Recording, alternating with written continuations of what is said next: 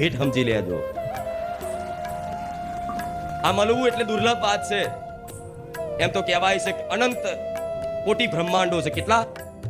અનંત કોટી બ્રહ્માંડો છે. અહીંથી આકાશમાં કદાચ ગમે તેટલું વિજ્ઞાન પહોંચશે ને, પણ જેટલું પહોંચશે એટલું વિશાળ બ્રહ્માંડ થતું જાય. જેટલું વિજ્ઞાન આગળ વધે એટલું મોટું વિશાળ બ્રહ્માંડ થતું જાય. તેવા અનંત બ્રહ્માંડોમાં એક રેતની રચકણ જેટલી પૃથ્વી પરના મનુષ્ય છો તમે. શું એક રચકણ, રેતની રચકણ જેટલી નાનકડી પૃથ્વી પર તમે એક નાનકડા જીવ છો અને ભગવાન બહુ મોટા છે. તો આવા અનંત બ્રહ્માંડોમાં આટલી નાનકડી એવી પૃથ્વી પર રહેતા મનુષ્યને આ 84 લાખ યોનિમાં મનુષ્ય અવતાર એક જ વાર મળે છે, એ ભગવાનની કૃપાથી. હજારો જન્મો થઈ જાય ત્યારે ભગવાનની કોઈ કૃપા થાય ત્યારે મનુષ્ય અવતાર મળે, આવું કહેવાય છે. અને આ સનાતન સત્ય છે કે તમારા બધાના એક જન્મો નથી, તમારા અનંત જન્મો થઈ ગયા છે. અનંત જન્મો સુધી તમે આ 84 લાખ યોનિમાં બસ ભટક્યા જ કરો છો. પશુ યોની, પક્ષી યોનીમાં, કીટ પતંગાની યોનીમાં, જીવ જંતુની યોનીમાં, વૃક્ષોની યોનીમાં, ભૂત પ્રેતની યોનીમાં, આ બધી અનંત 84 લાખ યોની કહેવાય છે. એમાં જમીન ઉપર રેંગવા વાળા સાપ, વીછી એવા જીવો હોય, ગાય, ભેંસ, કૂતરા, બલાડા એવા પશુ હોય, આકાશમાં ઉડતા હોય એવા પક્ષીઓ હોય, આવા પાણીમાં રહેનારા જીવ જંતુ, નાના નાના મકોડા કે મચ્છર જેવા જીવ જંતુ હોય, એવા 84 લાખ યોનીમાંથી તમે કઈક યોની પસાર કરી કરી કરી દુઃખની યાતના ભોગવતા ભગવાનની ક્યાંક વિશેષ નજર તમારી પર પડી ગઈ હોય, જે જીવ ઉપર એના ભગવાન મનુષ્ય અવતાર આલે છે કે લાય આ જીવને આટલા સમયથી આ 84 લાખ યોનીના ચક્કરમાં એ પીસાય છે, દુખી થાય છે.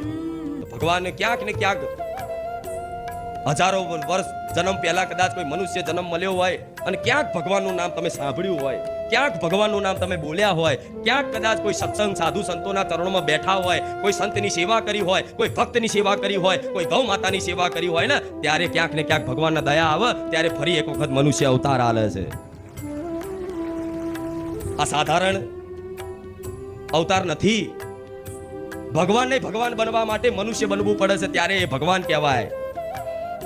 ભગવાનને ભગવાન બનવા માટે ધરતી પર આવવું પડે છે, અવતાર લેવો પડે છે, માના ખોકે જન્મ લેવો પડે છે, કર્મ કરવું પડે છે, અને કર્મનો ભોગય ભગવાન કરે છે.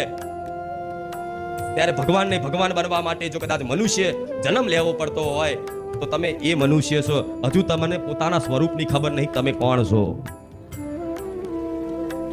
પોતાના સ્વરૂપની જે દાળ ઓળખ થશે ને, એ દાળ દેવી શક્તિને પરમાત્માની ઓળખ થઈ જશે. કોઈ તમે સાધારણ નથી, તમે દુર્બલ નથી, તમે તમારા પોકારથી ભગવાનને ધરતી પર લાવી શકો, એ શક્તિ છે, એ સામર્થ્ય છે તમારામાં કે કોઈ પણ દેવી શક્તિને ધરતી પર લાવી શકો છો, પ્રગટ કરી શકો છો, કોઈ પણ ભગવાનના અવતાર લેવા માટે મજબૂર કરી શકો છો. એ તમારી શ્રદ્ધા અને ભક્તિમાં શક્તિની તાકાત છે.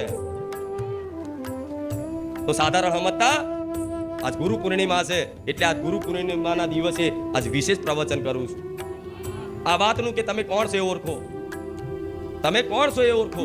તમે મનુષ્ય છો, કોઈ પશુ નથી. શું? કોઈ પશુ નથી, તમે કોઈ જીવ જંતુ નથી. મનુષ્ય અવતાર આલ્યો હોય તો કંઈક નો કંઈક ઉદ્દેશ હશે ને. તમને મનુષ્ય અવતાર ભગવાને આલ્યો, કૃપા કરી, કૃપા થાય છે ત્યારે જ તમને મનુષ્ય અવતાર મળે છે.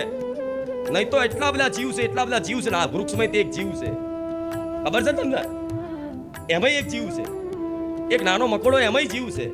પણ એ મકોડો તમે જુઓ ને તો એ મકોડોને એવું લાગે કે આ તો અમથો મકોડો છે, જીવ જંતુ છે, બરોબર. પણ એ જીવ જંતુ શી ખબર ગયા જન્મમાં મનુષ્ય હોય, ગયા જન્મમાં મનુષ્ય હોય. કોઈ બજારમાં કે રોડ ઉપર રખડતું કૂતરું હોય, એને ભૂખ લાગી હોય અને આમથી આમ ભટકતું હોય, તો તમને મનુષ્યની અંદર એ કૂતરાને જોઈને દયા ભાવના જાગી જાય છે. જાગી જાય છે ને કે બચારું ભૂખ્યું છે.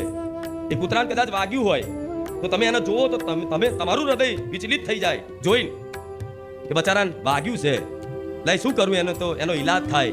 કે તમે એને દૂધ પીવડાવો, બિસ્કિટ ખવડાવો, કાં પછી કોઈ જગ્યાએ ડોક્ટર જોડે કદાચ લઈ જવાનો પ્રયાસ કરો, કાં ખુખાર મેલડી જેવી એનિમલ એમ્બ્યુલન્સ ચાલતી હોય તો ફોન કરો કે આ જગ્યાએ કૂતરું બીમાર છે, આ જગ્યાએ કૂતરાને વાગ્યું છે.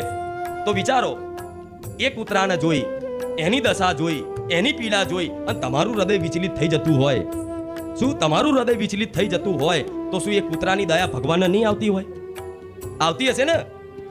તમને બનાવનાર ભગવાન છે, તમારી અંદર ભાવનાઓ આલનાર ભગવાન છે, તો શું એ ભગવાનના જીવોની દયા નહીં આવતી હોય? આટલી બધી ગાયો પીડાય છે, આટલા બધા કૂતરા પીડાય છે, આટલા બધા જીવ જંતુઓ મરે છે, તો શું ભગવાનને દયા નહીં આવતી હોય? આટલા લોકો માંસ મટન કાપીને બાફીને ખાય છે, તો શું ભગવાનને દયા નહીં આવતી હોય? એ ધારા તો માંસ મટન ખાવા વાળાને એક સેકન્ડમાં એનું પૂરું કરી નાખે, એ મારો રામ છે. પણ જો કદાચ એક મનુષ્યની અંદર કોઈ પીડા જોઈ અને હૃદય વિચલિત થઈ જતું હોય, મન દુખી થઈ જતું હોય, એને દુખી જોઈને તમે દુખી થઈ જતા હોય, તો એ બધાની અંદર હૃદય આલનારો વિશાળ હૃદય વાળો મારો રામ છે, શું એને દયા નહીં આવતી હોય? એમને દયા આવે છે. પણ એ જે જીવ છે, જે કૂતરું છે, જે બિલાડી છે, જે ગાય છે, કે ગમે તે કોઈ પણ પ્રાણી છે, એ પીડાય છે, તે એનું પીડાવાનું કારણ એના પોતાના જ કર્મો હોય છે. જ્યારે એ કૂતરાને જ્યારે મનુષ્ય અવતાર મળ્યો હોય, શું જ્યારે એ કૂતરાને મનુષ્ય અવતાર મળ્યો હોય, ત્યારે તમારી જેમ એ મોત શોખમાં જીવતો હોય.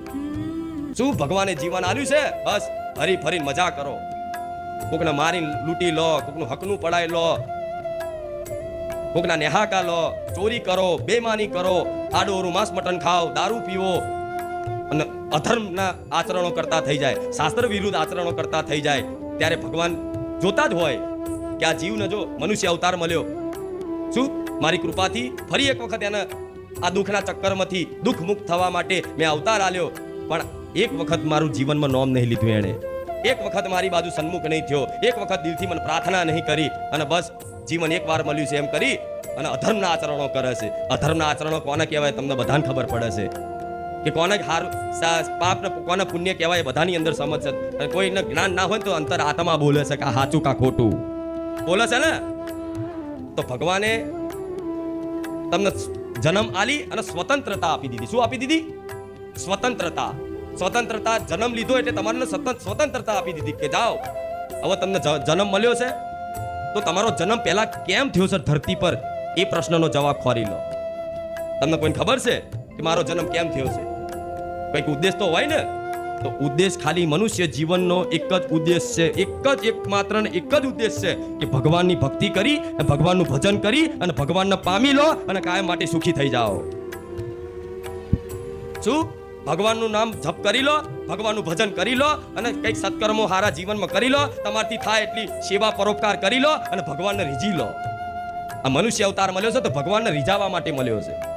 એ માલિક છે, એ સ્વામી છે.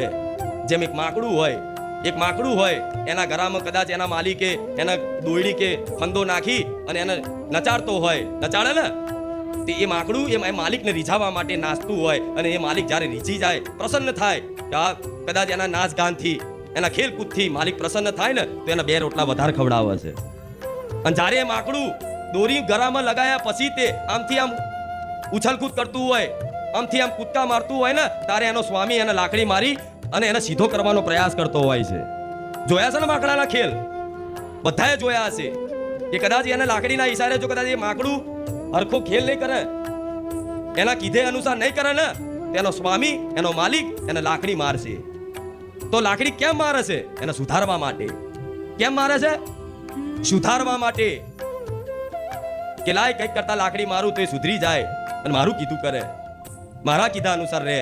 તો ભગવાન એવું ઈચ્છે છે કે તમે ધર્મના માર્ગે આવો, સતના માર્ગે આવો, કોઈનું અહિત ના કરો, કોઈનું ખોટું ના કરો, બેમાની ના કરો, ચીટિંગ ના કરો, માંસ મટન ના ખાઓ, આડાઅવળા વ્યસનો ના કરો, અને બસ સાચા માર્ગે આવી અને કોઈ પશુ પક્ષીઓની સેવા કરતા થઈ જાઓ, નામ જપ કરતા થઈ જાઓ, માંસ મટન દારૂ છોડી દો અને જીવનમાં તમારથી થાય તો કોકનું ભલું કરો, એવું ભગવાન ઈચ્છે છે ને. એટલે તમને મોકડાની જેમ લાકડીઓ પડે છે તાર હાલ. આનું બીજું કોઈ કારણ